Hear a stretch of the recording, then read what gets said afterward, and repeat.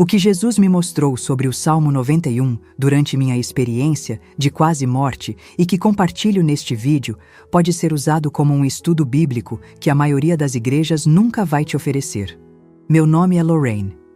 Tenho 41 anos, moro em Greenfield, no interior do Tennessee, e sou casada há 16 anos com Elliot, pastor de uma congregação pequena, mas profundamente unida, que se reúne numa igreja de tijolos vermelhos no fim da estrada principal da cidade.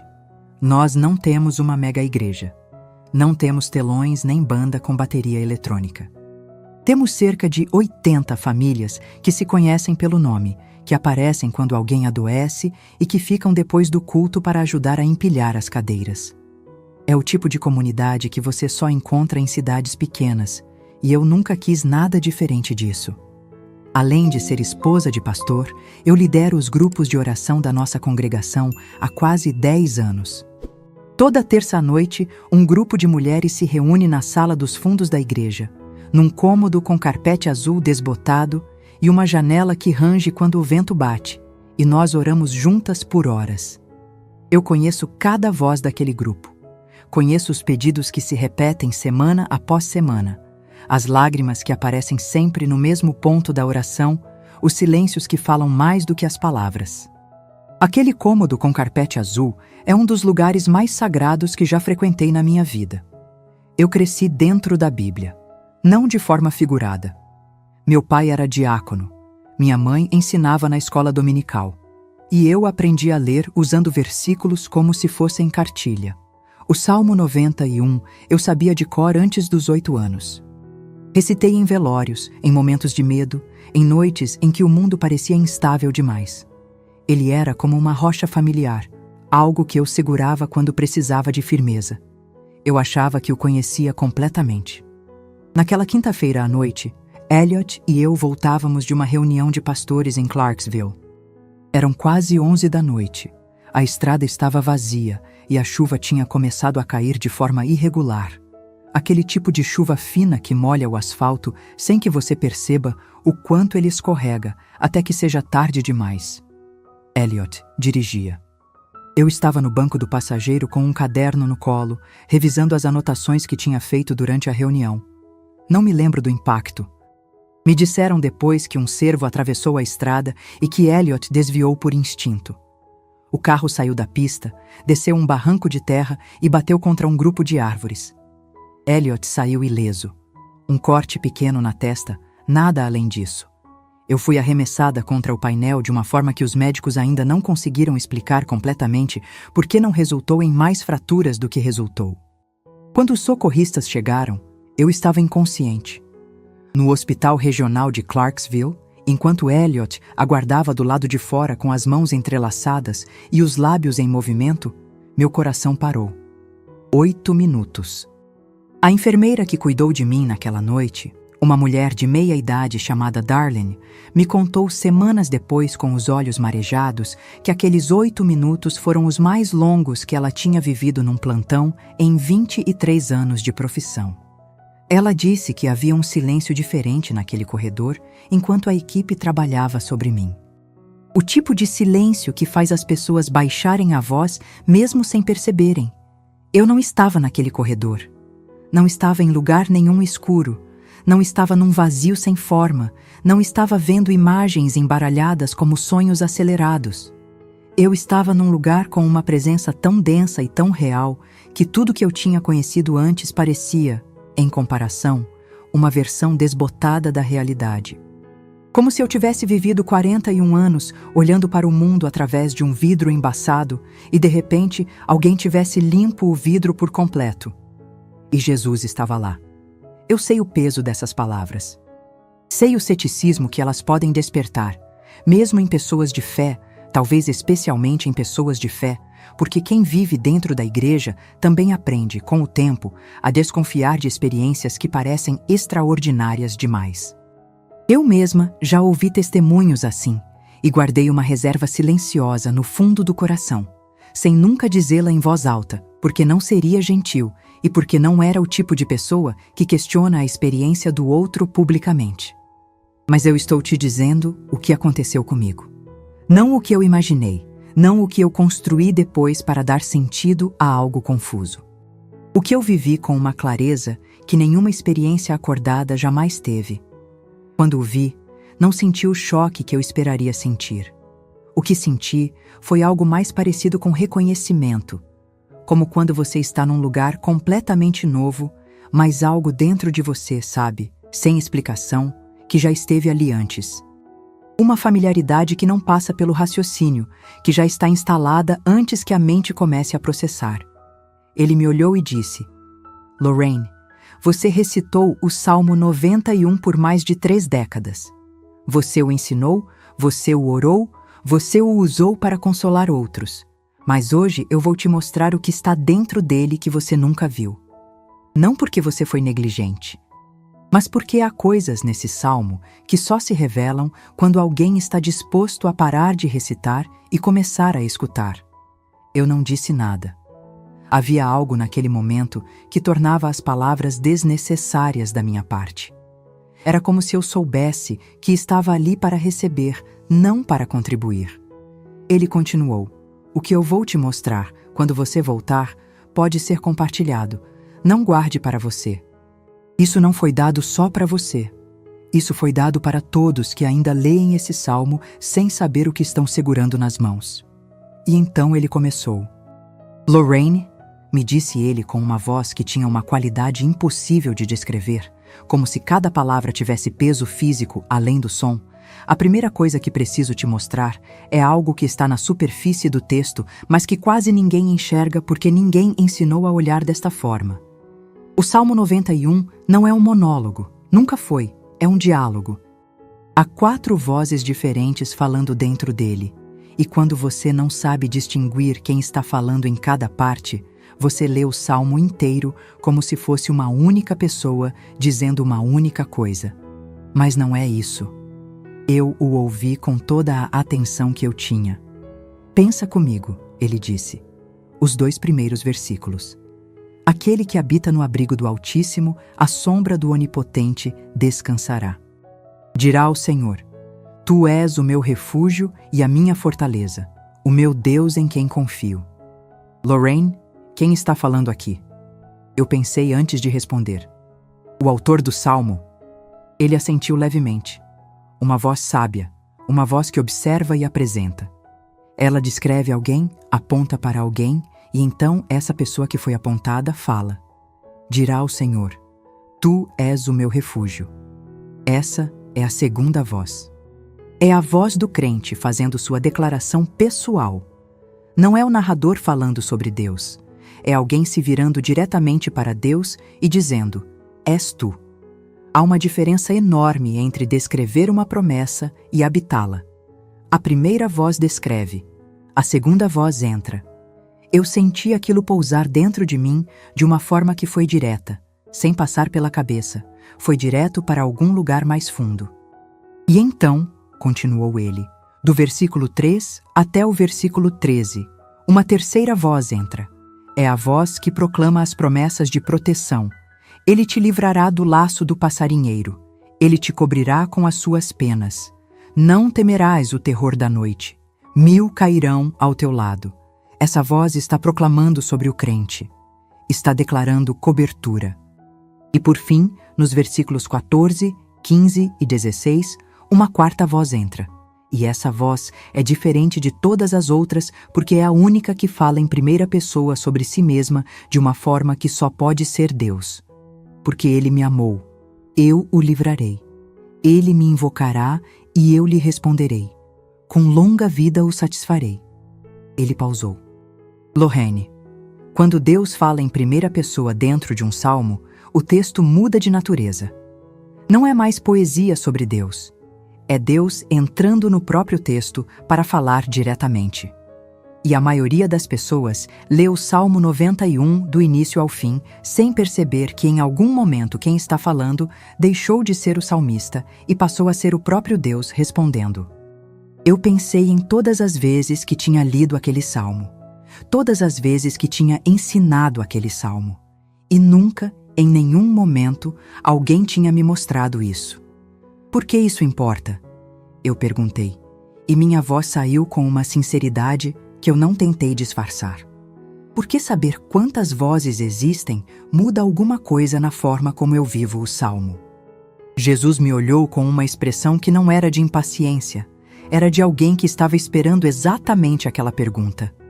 Porque quando você lê o salmo como um texto plano, sem distinção de vozes, você inconscientemente coloca tudo no mesmo nível. A promessa do narrador, a declaração do crente e a resposta de Deus ficam misturadas como se tivessem o mesmo peso. Mas quando você aprende a identificar o momento em que Deus entra no texto e fala diretamente, você para de tratar aquelas últimas 3 linhas como poesia e começa a tratá-las como o que são: uma resposta pessoal e direta de Deus para quem habita nele. Há uma diferença entre ler sobre uma promessa e ouvir o próprio Deus fazendo a promessa para você. Eu fiquei em silêncio por um momento, deixando aquilo se assentar. E então, o cenário ao redor começou a mudar de uma forma que não foi abrupta, foi gradual, como quando a luz muda no fim da tarde, sem que você consiga identificar o exato momento em que o dia começou a virar noite. O espaço aberto que eu havia percebido antes foi dando lugar a algo que parecia um interior. Não exatamente um edifício, não exatamente um templo, mas algo que tinha a sensação de ambos ao mesmo tempo. E no centro daquele espaço havia algo que eu reconheci antes de conseguir nomear. Uma estrutura coberta, com asas abertas por cima. Jesus caminhou em direção àquela estrutura e eu o segui sem hesitar. Versículo 4. Ele disse sem se virar: Ele te cobrirá com as suas penas e debaixo das suas asas te abrigarás. A sua verdade é como escudo e broquel. Lorraine, quando você leu esse versículo por todos esses anos, o que você imaginou? Eu pensei antes de responder. Algo protetor, uma imagem de acolhimento, como uma mãe cobrindo um filho. Ele assentiu. E essa imagem não está errada, mas está incompleta. Porque a palavra hebraica, usada aqui para asas, é a mesma palavra usada em Êxodo para descrever as asas dos querubins sobre a Arca da Aliança, Canaf.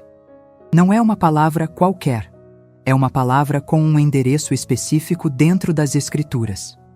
Ele parou diante daquela estrutura e eu entendi o que estava vendo.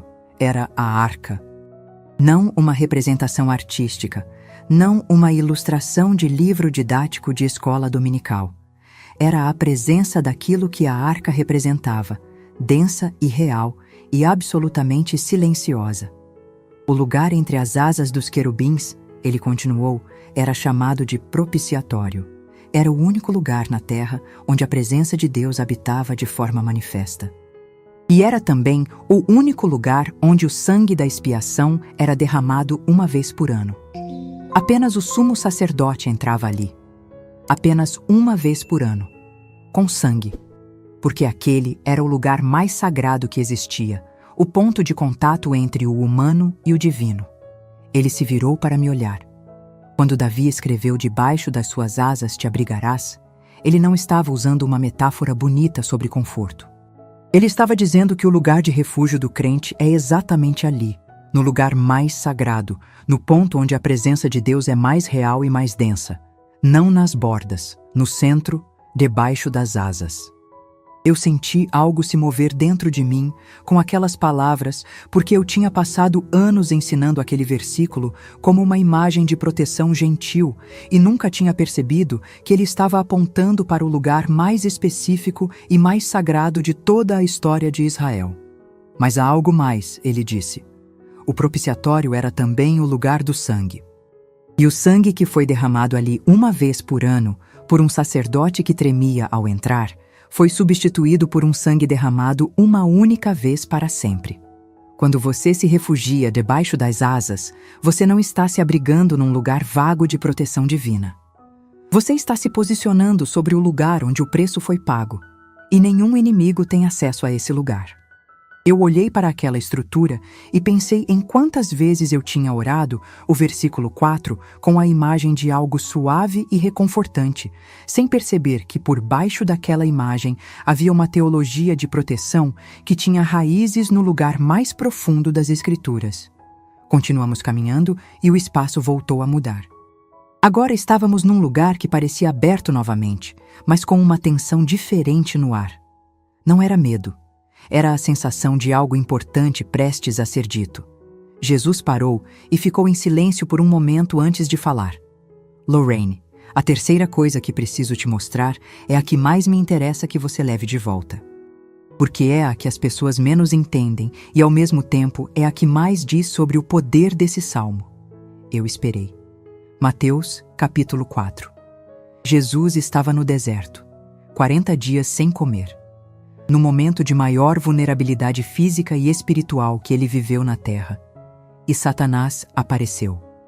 E quando chegou a segunda tentação, Satanás o levou ao ponto mais alto do templo e disse: Se és o Filho de Deus, lança-te abaixo, porque está escrito que ele ordenará seus anjos a teu respeito, e eles te sustentarão nas mãos para que não torças o teu pé numa pedra.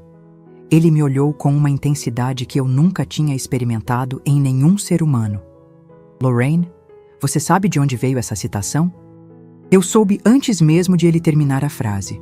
Versículos 11 e 12 do Salmo 91. Exatamente. O único salmo que Satanás citou nas Escrituras. De todos os textos disponíveis, de todos os salmos, de todos os livros, ele escolheu exatamente esse. E não citou de memória imperfeita, não parafraseou, não distorceu as palavras. Citou com precisão. Eu pensei no peso daquilo. Por que esse salmo? Eu perguntei. Porque ele sabe o que está nele, respondeu Jesus com uma voz que tinha uma firmeza que não era raiva, era autoridade. Satanás conhece as Escrituras melhor do que a maioria dos crentes. E ele sabia que o Salmo 91 é o salmo da proteção absoluta, da cobertura sobrenatural, do refúgio que nenhuma força pode penetrar. Então ele tentou fazer exatamente o que ele sempre faz com as coisas poderosas de Deus. Tentou transformar a promessa em armadilha. Pegou uma verdade e tentou usá-la fora do contexto para produzir presunção em vez de fé. Jesus pausou. E aqui está o que as igrejas raramente ensinam sobre esse momento. Satanás não errou na citação. Ele errou no princípio. Porque o Salmo nunca foi uma promessa de proteção para quem desafia o perigo voluntariamente. É uma promessa de cobertura para quem habita em Deus e por isso enfrenta o que vier. Há uma diferença enorme entre confiar na proteção de Deus dentro da vontade dele e usar a promessa de proteção para justificar a imprudência. Aquilo me atingiu de um jeito que foi completamente pessoal, porque eu me lembrei de quantas vezes eu tinha ouvido pessoas citando o Salmo 91 como se fosse um escudo automático independente de qualquer coisa, como se as palavras tivessem poder por si mesmas desconectadas da habitação que o próprio Salmo exige como condição. O Salmo começa com aquele que habita. Ele disse como se tivesse acompanhado cada um dos meus pensamentos. Não aquele que recita, não aquele que conhece de cor, aquele que habita. E Satanás sabia disso. Por isso tentou separar a promessa da condição. Porque sem a habitação, as palavras são apenas palavras. Eu fiquei parada naquelas palavras por um tempo que não consigo medir. Aquele que habita. Não aquele que recita. Não aquele que conhece de cor. Aquele que habita. Pensei em todas as terças à noite no cômodo de carpete azul. Pensei nas mulheres do grupo de oração que eu liderava. Nas vozes que eu conhecia tão bem. Nos pedidos que se repetiam semana após semana. Pensei em quantas vezes eu tinha ensinado o Salmo 91 como uma ferramenta, como algo que se usa em momentos de necessidade, sem nunca ter ensinado aquilo que Jesus acabava de me mostrar. Que o Salmo inteiro pressupõe um estado de ser anterior a qualquer promessa. Que a proteção não é o ponto de partida. É a consequência de algo que vem antes. Habitar. Jesus começou a caminhar novamente e eu o segui. O espaço ao redor foi mudando mais uma vez. E desta vez, o que surgiu foi algo completamente diferente de tudo que eu tinha visto até então naquele lugar.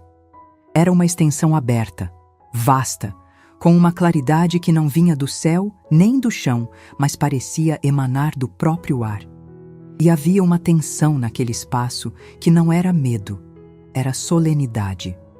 Como quando você entra num lugar e seu corpo entende antes da sua mente que algo importante aconteceu ali. Jesus parou no centro daquele espaço e ficou olhando para a extensão à frente antes de falar. Lorraine, a quarta verdade que preciso te mostrar é a que as pessoas mais leem sem entender o que estão lendo.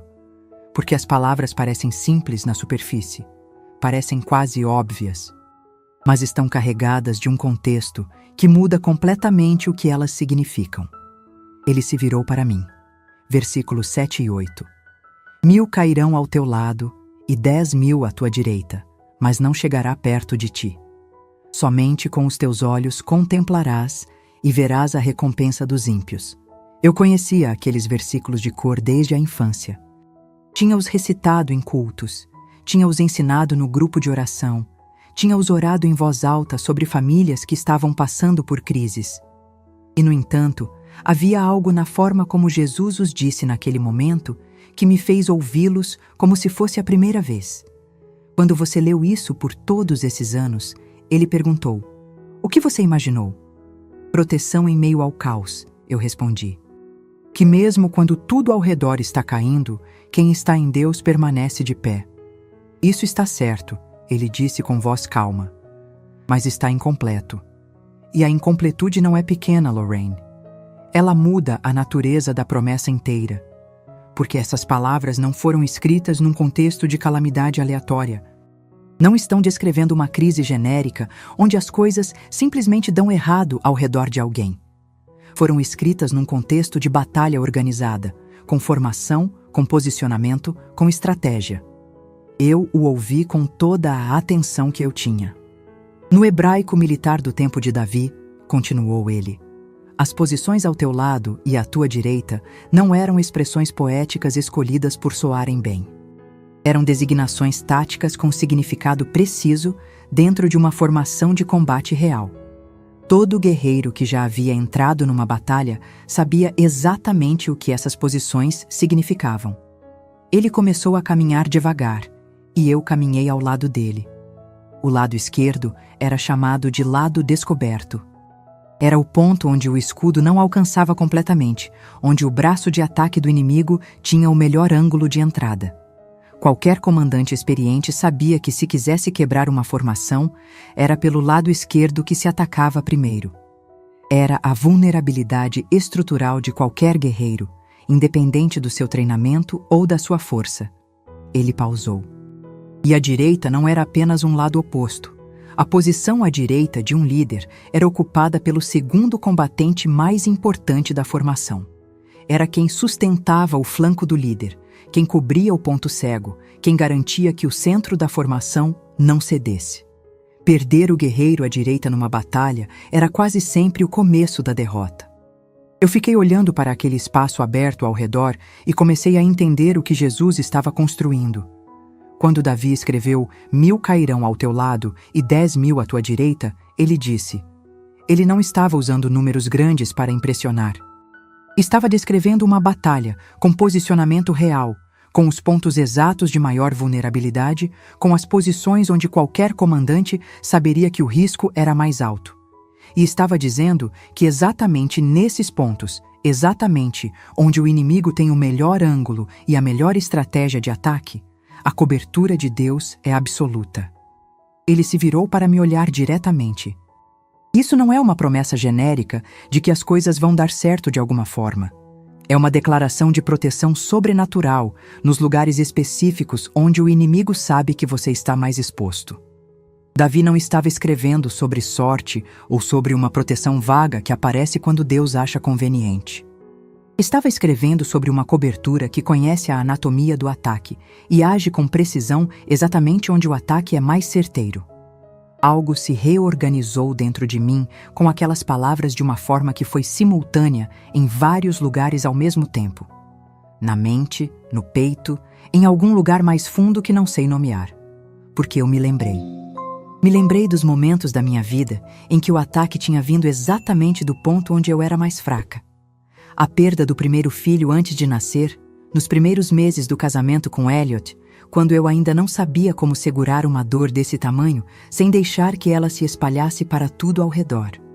O período em que a congregação quase se dividiu por causa de uma crise de liderança que durou quase 2 anos e que me fez questionar em silêncio se o ministério que eu e Elliot tinham construído tinha fundação suficiente para sobreviver. As noites em que eu olhava para o grupo de oração que eu liderava e sentia que eu estava ensinando outras mulheres a confiar numa fé que em alguns momentos eu mesma estava lutando para sustentar. Esses eram os meus lados descobertos. Eram as minhas posições à direita. E eu tinha orado o Salmo 91 em cada um desses momentos, sem saber que aqueles versículos específicos tinham sido escritos com conhecimento preciso de exatamente esse tipo de vulnerabilidade. Lorraine, disse Jesus com uma voz que tinha se tornado mais próxima, mais íntima, o inimigo não ataca onde você é forte. Ele estuda a formação. Ele identifica o lado descoberto. Ele posiciona o ataque onde o escudo não chega. E a promessa desse salmo não é que você nunca vai sentir o ataque. É que no momento em que ele vier pelo ponto mais vulnerável, a cobertura já está lá. Não chegará perto de ti não é uma promessa de que você não vai ver o perigo. É uma promessa de que o perigo não vai completar o movimento. Eu fechei os olhos por um momento, e quando os abri, Jesus estava me olhando com uma expressão que eu só consigo descrever como a combinação de algo que conhece tudo sobre você e ainda assim escolhe ficar. As 4 verdades que te mostrei hoje, ele disse, depois de um silêncio que teve peso próprio. Não são informações para você acumular. São realidades para você habitar. E essa palavra volta sempre, porque ela é o centro de tudo nesse salmo. Aquele que habita no abrigo do Altíssimo. Não aquele que visita. Não aquele que recorre nas crises. Aquele que fez do abrigo o seu endereço permanente. Habitar não é um ato de uma vez, continuou ele. É uma decisão que você renova toda manhã quando abre os olhos e antes que o mundo comece a falar mais alto do que a presença de Deus ao seu redor. E quando você vive nesse estado, as promessas do Salmo não são recursos que você acessa em emergências. São a descrição natural da sua vida. Eu senti aquele puxão então. Aquela sensação inconfundível de ser chamada de volta, de haver algo do outro lado que ainda precisava de mim, que havia um lugar com o meu nome que estava esperando ser ocupado novamente. As últimas palavras que ouvi foram ditas com uma simplicidade que não diminuiu em nada o peso que carregavam. Volte e ensine o que está dentro do texto, não a superfície que todos conhecem, o que está embaixo. Acordei na cama do hospital com Elliot, segurando minha mão com as 2 mãos dele, os olhos vermelhos e a testa enfaixada com um curativo pequeno que parecia quase irônico perto de tudo que tinha acontecido. Darlene estava do outro lado da cama, verificando os monitores, e quando nossos olhos se encontraram, ela simplesmente assentiu, devagar, como quem diz eu sei, sem precisar de palavras. Me disseram 8 minutos. Me disseram milagre clínico sem sequelas. Me disseram que Elliot tinha orado em voz alta no corredor durante todo aquele tempo e que 2 enfermeiras tinham parado para ouvir sem que ele percebesse. Eu ouvi tudo aquilo deitada naquela cama, com o barulho dos monitores ao fundo e pensei, eles não sabem o que aconteceu nesses 8 minutos. E ao mesmo tempo eu sabia que a razão pela qual eu tinha voltado era garantir que outras pessoas soubessem. Desde aquela noite, toda terça no cômodo de carpete azul, quando abrimos o Salmo 91 juntas, eu não começo mais pela leitura. Começo pela pergunta que Jesus me fez. Você recita esse salmo ou você habita nele? E então eu mostro a diferença. Mostro as 4 vozes que falam dentro do texto. Mostro o que significa se refugiar debaixo das asas, no lugar mais sagrado das Escrituras. Mostro por que Satanás conhecia esse salmo melhor do que a maioria dos crentes e o que isso revela sobre o poder do que está escrito ali. E mostro o que Davi realmente quis dizer quando escreveu sobre os que caem ao lado e à direita, porque agora eu sei que ele estava descrevendo com precisão militar os pontos exatos onde cada um de nós é mais vulnerável. O Salmo 91 não foi escrito para ser decorado. Foi escrito para ser morado. É um endereço, não um amuleto. É a descrição de como vive quem decidiu não sair do abrigo. E cada promessa dentro dele é a consequência natural de uma escolha que vem antes de qualquer promessa. A escolha de habitar. Agora você sabe o que está realmente escrito lá dentro. E o que você faz com isso é a decisão mais importante que você vai tomar depois de terminar de assistir esse vídeo.